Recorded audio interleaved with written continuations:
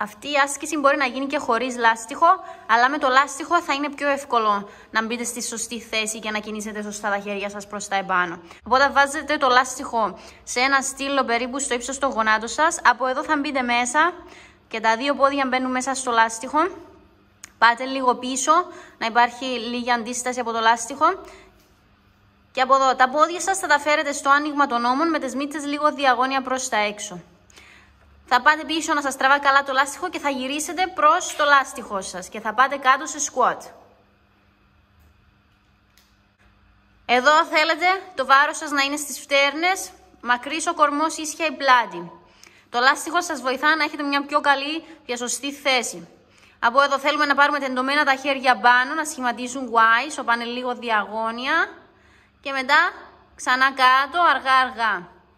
Ξαναπαίρνουμε πάνω τεντωμένα τα χέρια, εντύχειρες να βλέπουν προς τα επάνω. Όσο πιο πίσω μπορούμε, ξανά κάτω. Αργά πάνω τα χέρια τεντωμένα, όσο πιο πίσω και πάνω μπορούμε και μετά ξανά κάτω.